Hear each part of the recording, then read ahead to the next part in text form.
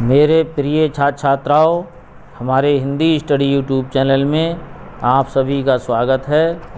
आज हम आपके लिए विभक्ति और वचन बताने वाले हैं कि क्या पहचान है इस शब्द में कि विभक्ति और वचन आसानी से हम पहचान जा सके। तो इसके लिए हम आज पहचान भी आपको बताएंगे और आपको समझ में भी आ जाएगा। और ये 2 अंक के आपकी परीक्षाओं में पूछे जाते हैं और कंपटीशनों में भी ये आते हैं, इसलिए महत्वपूर्ण हैं। इससे पहले हमारी वीडियो को लाइक करें और हमारे चैनल को सब्सक्राइब करें। देखिए, किसी शब्द में विभक्ति और वचन बताने के लिए या तो हमें सबसे पहले राम के रूप याद होने चाहिए। राम शब्द के रूप याद हों तो हम बहुत से शब्दों की विभक्ति वचन आसानी से बता सकते हैं, क्योंकि राम के शब्दों से लगभग मिलते जुलते और अक्षर होते हैं। फिर भी यदि आपको याद नहीं है तो हम और उसकी एक सरल तरकीब बताते हैं कि आप जब पहचान लेंगे तो वो विकल्प कभी बिल्कुल गलत नहीं होगा। कुछ शब्दों की पहचान होती है कि इसमें ये विभक्ति है। तो देखिए, चलिए प्रारंभ करते हैं। पहला अक्षर है आत्मनो। तो देखिए, आत्मनो शब्द है तो आत्मा जो शब्द है वो स्त्रीलिंग है। संस्कृत में स्त्रीलिंग और पुल्लिंग के रूप अलग अलग चलते हैं और नपुंसकलिंग के। तो हमें कम से कम न्यूनतम स्त्रीलिंग और पुल्लिंग के रूप याद होने चाहिए। वे छात्र इसकी आसानी से पहचान कर सकते हैं, किंतु कुछ छात्रों ने इतनी संस्कृत नहीं पढ़ी है जो हम इनको पहचान सकें। उनके लिए हम ये वीडियो में आज इतनी सरल तरीक़ा से बताएंगे कि उनके भी ये समझ में आ जाएगी। तो देखिए, आत्मनो शब्द है तो देखिए, आत्मनो शब्द में सप्तमी विभक्ति द्विवचन कहलाता है। तो देखिए, अंतिम अक्षर पर ओ की मात्रा लगी होती है, तो चाहे वो स्त्रीलिंग हो चाहे पुल्लिंग हो, दोनों में सप्तमी विभक्ति और षष्ठी विभक्ति का द्विवचन ही होता है ज़्यादातर। हमें ये पहचान रखनी है कि अंतिम अक्षर पर ओ की मात्रा हो, जैसे रामयु, तो समझ लो इसमें क्या होगी, सप्तमी विभक्ति षष्ठी विभक्ति द्विवचन होगा। तो इसे हमें याद रखनी है कि ओ की मात्रा है कहीं अंतिम अक्षर पर, तो वो हमारा सप्तमी और षष्ठी विभक्ति का द्विवचन होगा। अगले शब्द पर चलते हैं हम। आत्मा, ये भी स्त्रीलिंग है। इस स्त्रीलिंग में क्या करते हैं हम लोग, चाहे वो पुल्लिंग हो स्त्रीलिंग हो, अंतिम अक्षर पर आ का डंडा लगा हो, और हमारे विकल्प में है ये शब्द में आ गया, तो वहाँ तृतीय विभक्ति और प्रथमा विभक्ति होता है। तो देखिए, आत्मा चूँकि स्त्रीलिंग है और स्त्रीलिंग में रमा की तरह शब्द बनते हैं, रमा रमा रमे। तो रमा में आ का डंडा है, इसलिए आत्मा में भी डंडा है। पुल्लिंग होता है यहाँ तो डंडा नहीं होता, केवल विसर्ग होती है यहाँ। तो विसर्ग है तो पुल्लिंग प्रथम विभक्ति एक वचन होगा, और डंडा है तो हमारा प्रथमा विभक्ति एक वचन होगा स्त्रीलिंग में।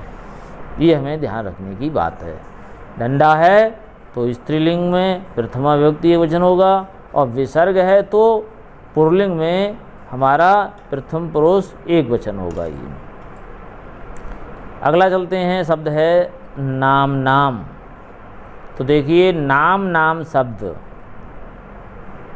आगे लास्ट में नाम शब्द आया है, अंतिम अक्षर नाम शब्द है। नाम आ जाए चाहे अणाम आ जाए किसी भी अक्षर पर लास्ट में, तो वो षष्ठी विभक्ति का बहुवचन माना जाता है।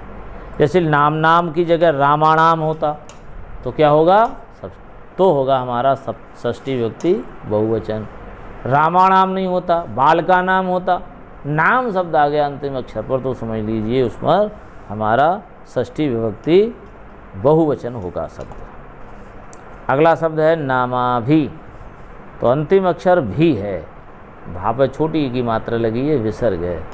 भा का ध्यान रखेंगे, अंतिम अक्षर भा आ जाए और मात्रा हो उस पर छोटी की, तो तृतीय विभक्ति का बहुवचन होता है। तो तृतीय विभक्ति के बहुवचन के और रूप हैं, जैसे नामाभि की जगह राज भी शब्द आता है, बाल के भी आता है, भी शब्द आ गया तो तृतीय विभक्ति बहुवचन का माना जाता है। अगला शब्द है आत्मने। तो देखिए आत्मने स्त्रीलिंग का रूप है। रमे के शब्द रमा की तरह रूप चलते हैं। रमा का रमा रमे, तो रमे और आत्मने एक ही तरीका के रूप हैं। तो एक ही मात्रा लगी हो और स्त्रीलिंग का रूप हो, शब्द काय का हो, स्त्रीलिंग हो, और अंतिम अक्षर पर एक ही मात्रा लगी हो तो वो चतुर्थी विभक्ति का एक वचन है। और यदि पुल्लिंग है और अंतिम अक्षर पर एक ही मात्रा लगी है तो वो सप्तमी विभक्ति का एक वचन माना जाएगा। जैसे रामे, तो सप्तमी विभक्ति का एक वचन होगा, फिर चतुर्थी विभक्ति का एक वचन नहीं माना जाएगा। स्त्रीलिंग में ऐसा होता है कि अंतिम अक्षर पर एक ही मात्रा है तो वो हमारा चतुर्थी विभक्ति एक वचन माना जाता है। अगला है नाम सु। देखिए सु शब्द आ जाए, चाहे पेट फटा, साप है, छोटी ऊ की मात्रा लग जाए, ये सब सप्तमी विभक्ति के बहुवचन माने जाते हैं।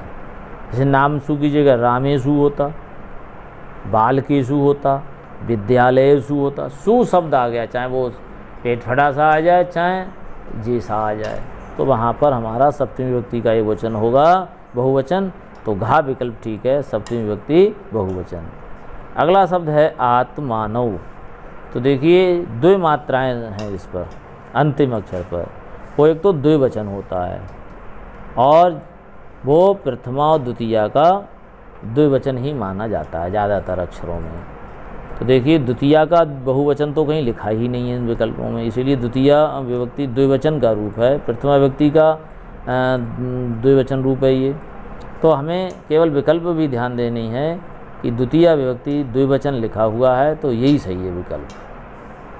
दो मात्राओं का अक्षर हमें ध्यान रखना है। अगला शब्द है हमारा नामनी।